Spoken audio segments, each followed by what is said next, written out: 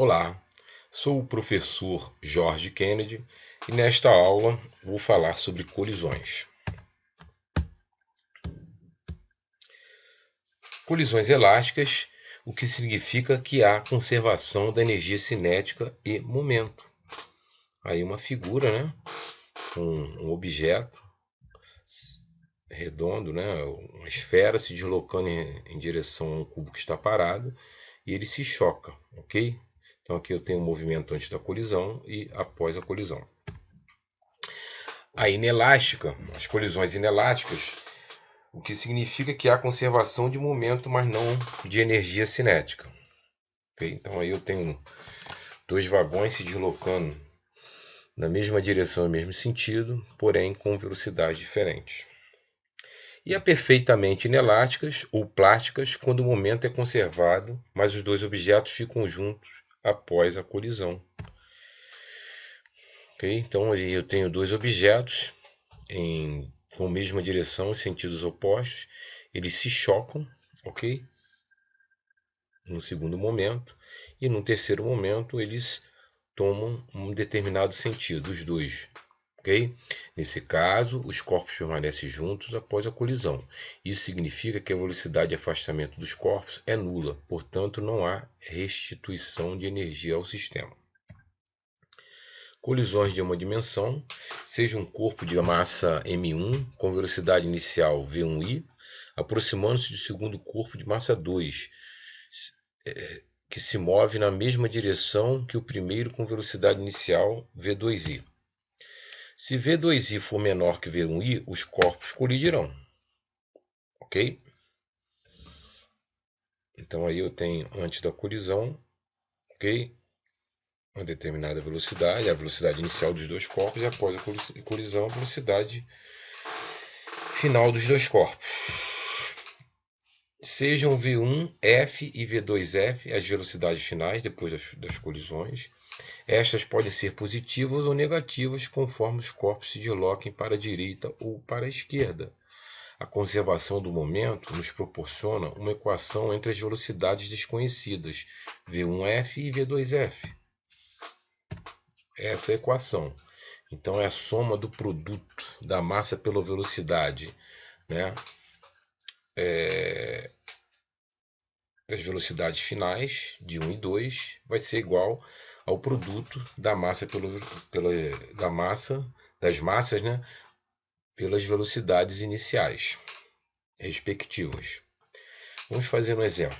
Um corpo A de massa 10 kg move-se sobre uma superfície lisa e horizontal com velocidade de 4 metros por segundo e colide com o corpo B de massa 20 kg que se encontra em repouso. Após a colisão, o corpo A retrocede, ou seja, volta em sentido contrário, movendo-se com velocidade de 1 metro por segundo. Determine a velocidade do corpo B em metros por segundo após a colisão. Então a fórmula é essa, ok? Então nós vamos substituir os valores, lembrando que a massa tem que ser transformada para quilograma, ok? 10 gramas é 0,01 kg.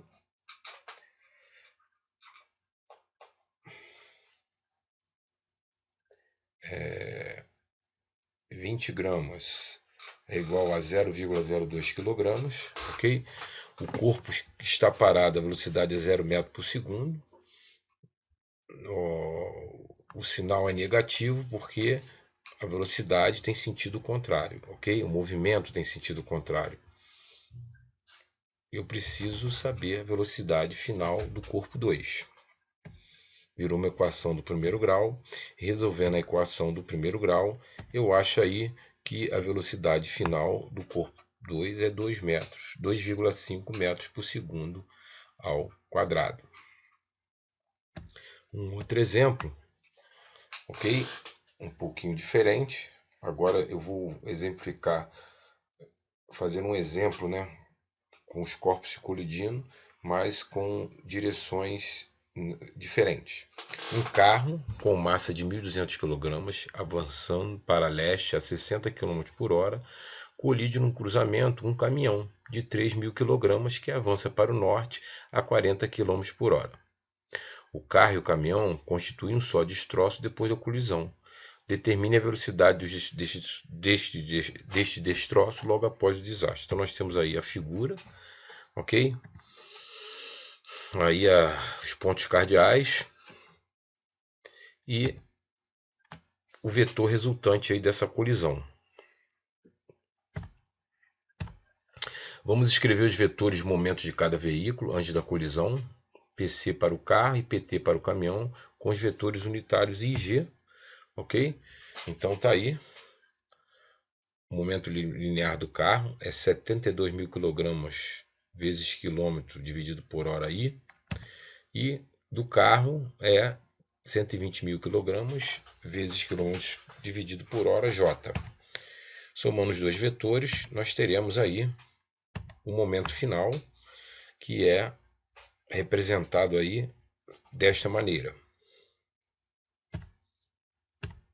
Dividindo o momento total pela massa m dos dois veículos, ok? Ou seja, a massa total, né? A velocidade final do centro de massa, que é a velocidade dos destroços, ok? Então eu vou dividir pela massa total e eu tenho aí o vetor, né? Velocidade final, que é 171,1 km por hora I, mais 28,6 km por hora J. Calculando o módulo da velocidade, ok? Aqui, se vocês perceberem aqui, nós temos aqui o vetor resultante, né? Ele é a soma dos dois vetores, ok? Então, deslocando esse vetor, o vetor PT, para a direita, eu tenho um triângulo retângulo. Vamos executar isso. É rápido, ok? Eu formo aí um triângulo retângulo.